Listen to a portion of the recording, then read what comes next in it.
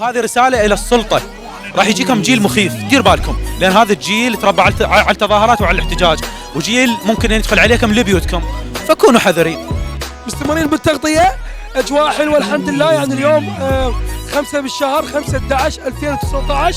ابقوا ويانا خلينا نشوف جاي يصير بالتحرير. I'm on a new level.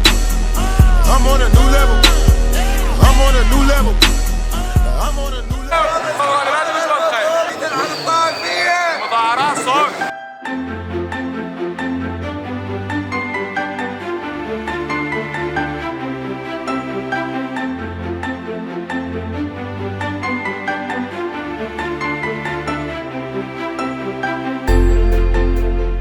مرحبا أصدقائي، حلقة جديدة وياكم إبراهيم عبد الكريم. قبل كل شيء أنا من وراء المظاهرات، يعني صوتي رايح من الصياح بالتصوير.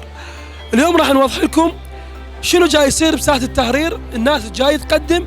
هذا الفيديو راح يبقى للتاريخ للأجيال القادمة. الآراء اللي راح تنطرح وتنزل بالقناة هذه ما تمثلني، تمثل المتظاهر نفسه اللي يحكي. أنا ما مسؤول عن أي كلام راح ينزل بالحلقة، بس أنا أنقل لكم الصورة واللقطة. يلا ويانا.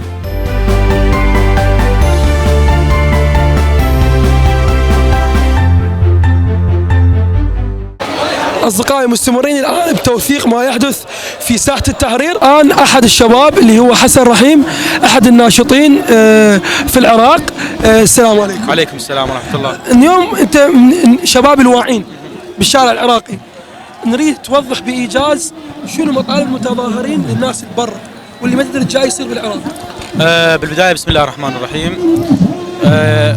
أهم نقطة أنه أي شخص يقول أنا قائد لهذه التظاهرات، بس أقول لك كلمة واحدة، أنه تعالوا وقفوا لهذه التظاهرات. أي شخص بما فيهم رئيس الولايات المتحدة، أي شخص ما يقدر يوقف هذه التظاهرات، إذن ما لها قائد. قائدها الحرمان، الوعي عند الشباب هو القائد. لذلك الاحتجاجات بالعراق، احتجاجات 1 أكتوبر و25 أكتوبر هي أقوى احتجاجات بالعالم، صارت أقوى احتجاجات سلمية. ما صار أي اختراق ولا صار أي تعدي على رجال الأمن، رغم القمع ورغم القناص ورغم المسيل للدموع القاتل ورغم الدبابات. كل هذا شباب دبابات بالبصرة بمقصر اليوم دبابات دخلوا.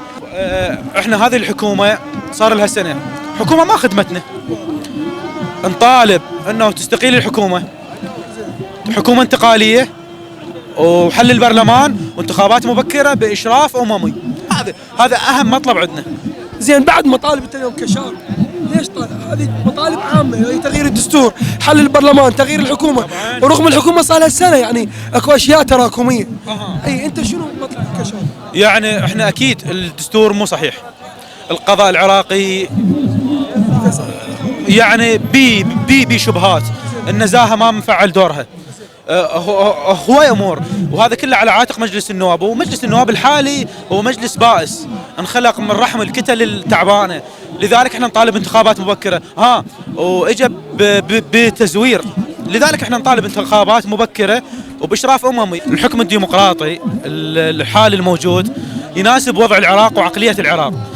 يعني اذا تجينا حكم رئاسي ما يناسبنا. ليش؟ لانه اكو تدخلات دوليه، تدخلات اقليميه. احنا هذا النظام لا بأس به، لكن اضمن لي قانون انتخابات عادل وانتخابات نزيهة. كل اللي جاي يصير هو حالة صحية، حتى وإن ما صار تغيير آني، هو تغيير بالوعي العراقي، زيادة الحماس، التمرد لدى الشاب، وهذا الشيء بحد ذاته راح يخلق لنا قتل الخوف. بهذا الحد راح يخلق لنا شباب متمردين ما يخافون. احنا اهلنا الكبار ولا زغرا بهم، لكن حكم صدام 35 سنة علمهم على الخوف والقمع.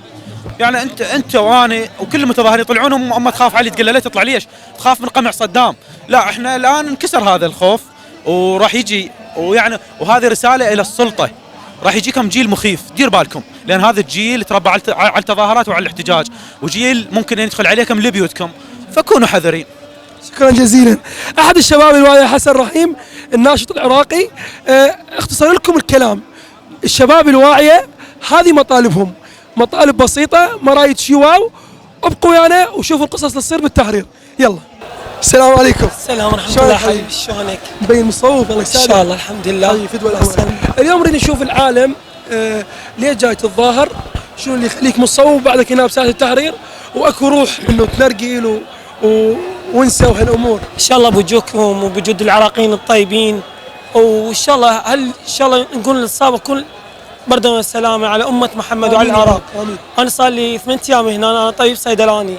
أني ورضيعتي جايين هنا لأجل العراق ولأجل الأمة الإسلامية ودور إصلاح. زين إن شاء الله. والله العظيم أنا أمي أصلا تقول لي لا ترجع البيت لما نفوف بعلم. زين وعند رضيعتي همين مصوبة مرجلها. لا اله الا الله، لا اله. زين ان شاء الله. هذه بموسيقى لو صوتيه؟ لا صوتيه. هسه ورا شو اسمه ورا مظاهرات الشغل قالوا اسوي لك عمليه. لا اله الا الله. زين اريد تخلي الناس تشوف شنو مطالبكم. مطالبنا تعرف انت مطالب احنا كطلاب. انا ما اعرف ولا الناس تعرف. زين اسمع منك. زين احنا طلاب وندور حقوقنا. انت تعرف انت الطالب يعني يتعب ويقرا ويسوي ويدور الجهود.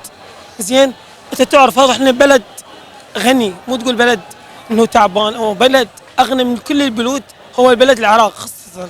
زين شنو مطالبك؟ اريد اسمع مطالبك، سمعني اشتري. مطالب اريد اعيش حياتي شو ما عايش هاي العالم، اريد اعيش كل شيء ما اريد تعيين. زين امشي بس احنا امشي يكون هاي الشباب. والله لو تعرف الشباب ايش قد وقعت ايش قد هاي. زين والله العظيم اكو حسره بداخلك. ايوه ما اقدر نحكي ما تعرف ما اريد. الدمعة بعينه بعد ما يقدر يكمل. حبيب البطل هو واخته موجودين بساحة التحرير مسعفين وايضا متظاهرين. اصدقائي مستمرين بالتوثيق وجاي نشوف القصص اللي جاي يصير التحرير. ابقوا ويانا. أعيش بدون آمن ما والله الموت لي أحسن. اصدقائي الاجواء كلش حلوه. هسه عندنا متظاهرين. السلام عليكم. حبيبي عليكم السلام. شلونكم شباب؟ تاج راس. اهلا وسهلا. اهلا وسهلا قلبي. شنو السبب اللي يخليكم هنا قاعدين متظاهرين؟ شنو مطالبكم؟ وصاركم كم يوم؟ انت اول. انا هنا صار 5 ايام، اجي اكمل عملي وارجع هنا اخدم هاي الشباب. زين شنو مطالبك كمتظاهر؟ انا كمتظاهر اطالب يعني بالتعيين. هواي حالات يعني ما متوفره لنا احنا كشباب. انت شنو مطالبك؟ وليه جاي تجي تتظاهر هنا؟ والله انا اول شيء من الحله مو من هنا.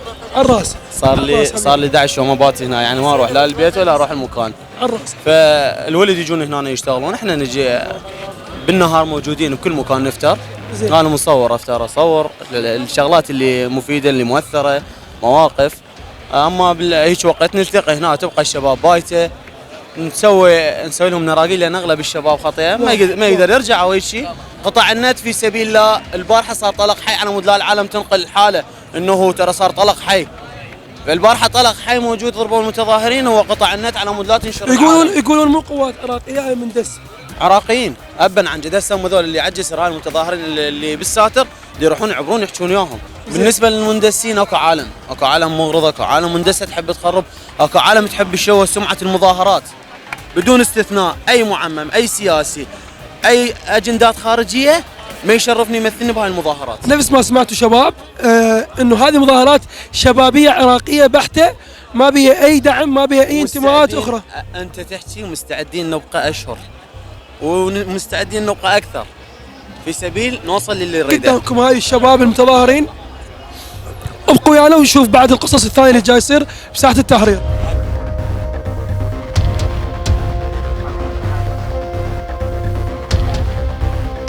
اصدقائي عندنا احد المتظاهرين. السلام عليكم. عليكم السلام ورحمة الله وبركاته. شنو السبب اللي خلك انه تبات بساحه التحرير تترك عائلتك وانت كمتظاهر؟ شنو مطالبك؟ من الظلم اللي عشته بالعراق كمواطن. اللي يصير حال الامارات هم اقل من يمي وصاروا احسن من يمي. او الكويت. برأيك؟ الكويت دولة من عدي من العراق وصاروا احسن من العراق.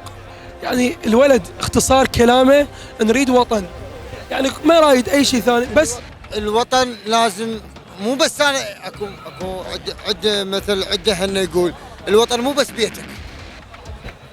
اكو واحد من يقول لك دافع على وطنك مو بس البيت، الوطنك العراق كله كل العراق. وان شاء الله نعبر هذه المرحله وان شاء الله العراق يصير بخير، وهي هذه المرحله ان شاء الله تعدي مثل الحقبه الفائته، وان شاء الله هاي تصير ذكرى ونعيش بخير.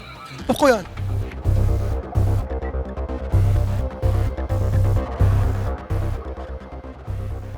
هسه احنا احد المواكب اللي جاي يسوي عشاء للمتظاهرين. السلام عليكم. عليكم السلام. حبيبي هذا جهد فردي اكيد. بالفعل جهد اليوم شنو ذاتي يعني. مطالبكم كمتظاهرين؟ اكيد شيء اكيد يعني حالنا حال كل اللي خارجين الشباب وكل العراقيين زين بالاصلاح ومتطلبات اللي هي انفقدت حقيقه واللي سلبتها يعني كل جميع الاحزاب اللي مشتركه بالعمليه السياسيه زين. فمطالبنا اول شيء اعاده صياغه الدستور، اعاده صياغه قانون الانتخابات اللي هو هذا اهم شيء اللي صعد هذه حشا السامع اللي النماذج اللي وصلت البلد اللي هيك يعني شو اسمه اللي هيك منحنى يعني وصلته. فلذلك فاحنا اليوم يعني وراح نبقى مستمرين على هذا النهج الى حين اسقاط العمليه السياسيه من البلد. كلش تمام. زين شنو السبب اللي يخليك عايف عائلتك وجايب هالبرد والتعب والدهن وجاي تشتغل؟ قلت لك من اجل مسانده اخوتي وحقيقه يعني ابنائي، اخوتي وابنائي يعني اللي شفناه احنا حقيقه يعني هذا اللي يسموه جيل التيك توك وجيل البوبجي حقيقه اثبت اروع وسطر اروع البطولات زين بالتظاهر والمطالبه زين. والحقيقه التظاهر السلمي اللي هم هسه يدعون العكس، لا بالعكس هو احنا نشوفه خلال تواجدي هاي. انا صار لي تقريبا حوالي 10 ايام هنا زين ما شفت اي مظاهر يعني غير التظاهر السلمي ومطالبه بابسط حقوق يعني حقيقه اللي يعني تتواجد يعني بافقر بلد بالعالم زين هي مفتقدين احنا هنا بالعراق. كلش تمام. شكرا جزيلا يا حبيبي. ممنون يا حبيبي. اصدقائي مستمرين بتوثيق ما يحدث بساحه التحرير. ابقوا ويانا خلينا نشوف الجاي يصير بساحه التحرير.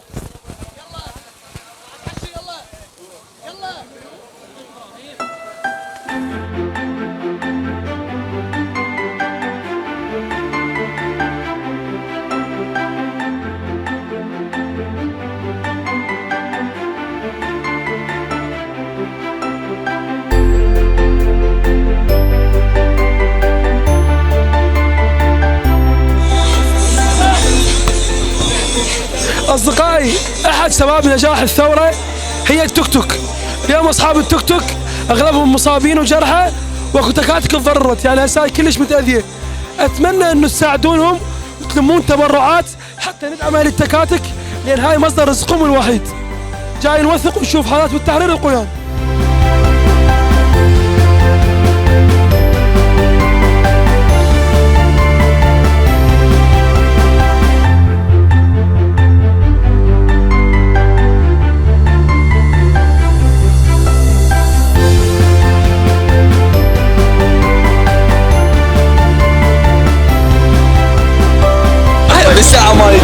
أصدقائي نفس ما سمعتوا اشرب شوربة. والله تعبت والله تعبت. السلام عليكم. عليكم السلام حبيبي. عندنا اليوم نريد نشوف الناس جاي نشوف الناس انه ليش جاي توزعون شوربة بجهدكم الذاتي وبهالبرد وعايفين اوائلكم وجايين.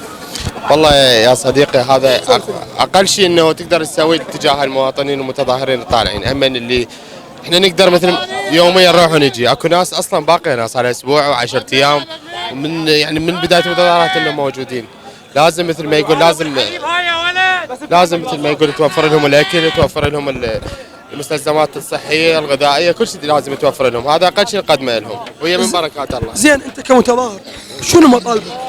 يعني والله اهم شيء التعليم، الامان، شهادات هواي عندنا على الطالب بطاله، فرص عمل كلش قليله، يعني لنا بنى تحتيه كلش تعبانه. عندك هواي عالم لا بيوت لا اي شيء يعني. صح. انا احد الشباب الواعيه اللي يعرف شنو يريد. احد الشباب الواعيه يعني ما يريد شيء واو وناطحات سحاب، يريد بس يريد بس وطن، يريد وطن محترم. ابقوا ويانا وخلينا نوثق بساحه التحرير. السلام عليكم. وعليكم السلام حبيبي. شلونك حبيبي؟ حبيبي الله يحفظك. الله يعزك. طبعا انا اول شيء دائما متابعك على اليوتيوب. فدوى عمرك ان شاء الله يشتركوا بقناته استاذ ابراهيم. فدوى عمرك حبيبي حبيبي. انت كمتظاهر نعم شنو مطالبك؟ والله اخوي شوف اول شيء احنا طلعنا نتظاهر وصارنا تقريبا 12 يوم يعني حتى عوائلنا عايفيها زين ونايمين هنا بساحه التحرير. يعني نريد شغل، نريد هاي العالم، هاي الشباب شنو ذنبه؟ ذول الخريجين شنو ذنبهم؟ زين لا راتب لا يعني اغنى بلد بالعالم، زين لا عندنا رواتب لا عندنا شيء يعني موفرين لنا، شنو الى متى نبقى احنا؟ ما حد دمرنا غير الاحزاب. مستمرين بالتوثيق وايصال صوت الشباب لكم. الشباب ترى كل شيء ما رايده، الله شاهد يعني هسه جاي افتر لقاءات ما راح تطلع يعني بيها غلط وفشار، ما رايدين شيء يا اخي، يردون تعيين، يردون امان، يردون استقرار، ما رايدين شيء هواي، لا رايدين تعيين. ناس اعطوها ابسط شغله، خل تنتهي بعمل بشغله بفرصه شغل لهي ما يطلع منه طيب، بس هو ذاك الشيء ماكو لا وظيفه لا تعيين لا هاي، مو حلو والله مو حلو. يعني ولد اختصر اللي جاي يصير بساحه التحرير، راح ننهي وياه. شكرا جزيلا، كلامك كلش واقع. اسمه عادل عبد المهدي الوسخ، يبلغ عليه يسحب الليفه والصابونه بساحه التحرير، وجزاك الله خير الجزاء.